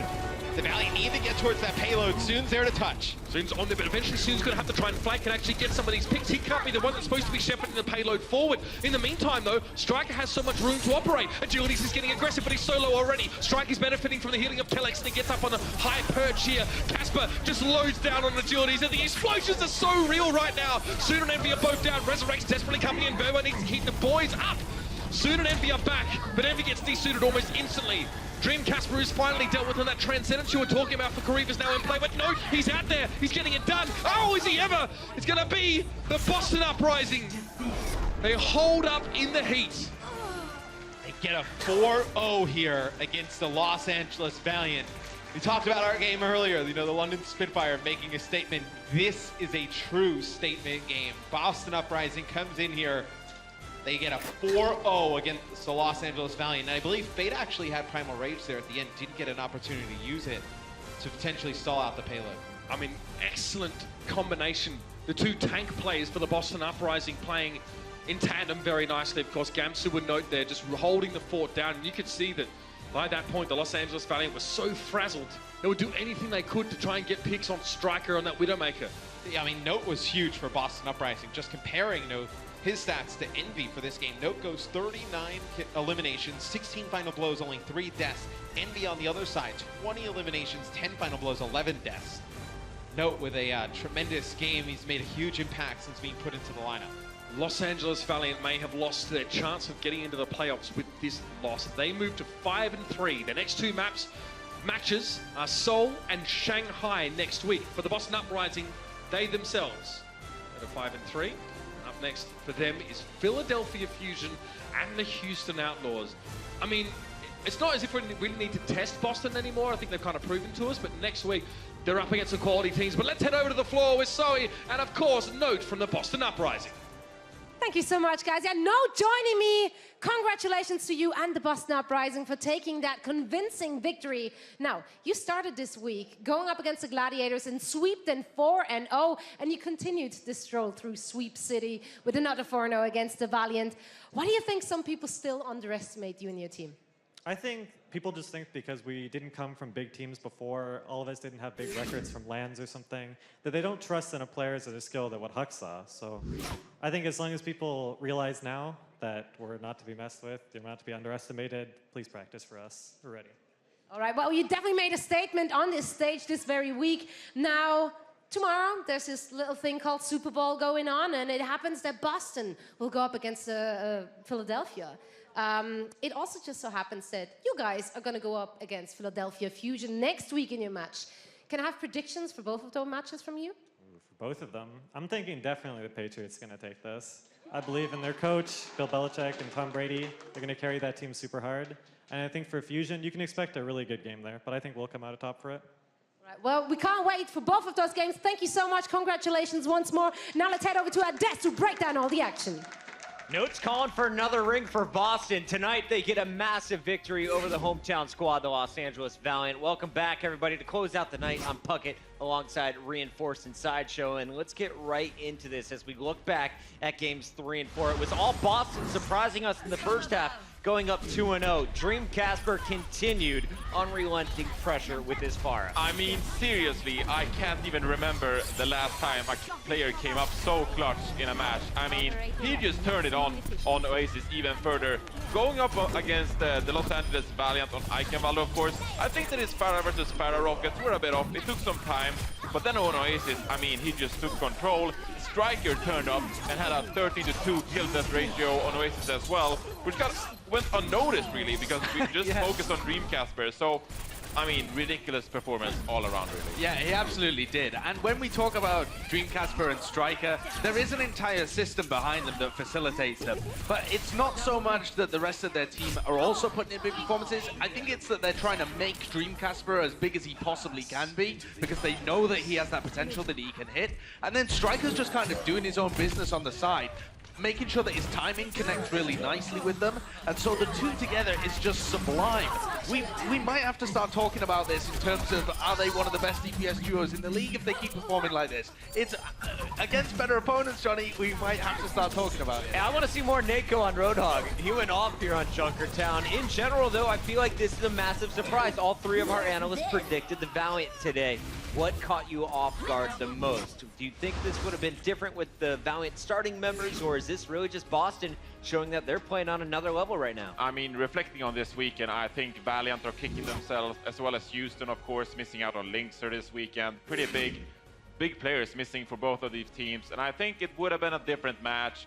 But I don't want to sell Boston Uprising short, because when it came to it, I mean, Dream Casper turned on, Striker turned on, of course, so I don't want to sell Boston Uprising short here, but it could have made a big difference. See, I don't think that it actually would have made a big difference. I think when we look at the style that LA Valiant came into this with, I think that they were slightly unprepared for what Boston was going to throw at them. They hadn't worked on like their anti-dive stuff particularly. And then when they were going for the Pharah v Pharah, like that is going to be the same kind of outcome. I think Boston smack them around no matter what way it is. And in the end, it was just kind of underestimation of what Boston are capable of. The entire way through the season, I mean, they lost to San Francisco Shock. They looked shaky in that game. They've had ups and downs. Yes, they beat London Spitfire, but that was only to take them 2 and 3. So weird stuff from Boston, but they're certainly reaching their heights. At the end of that match, you heard in the interview, please practice for us. How often do you hear a player pleading for their opponent to get ready for the upcoming matches? Well, we do have to finish this match off with our player of the match, sponsored by Omen by HP.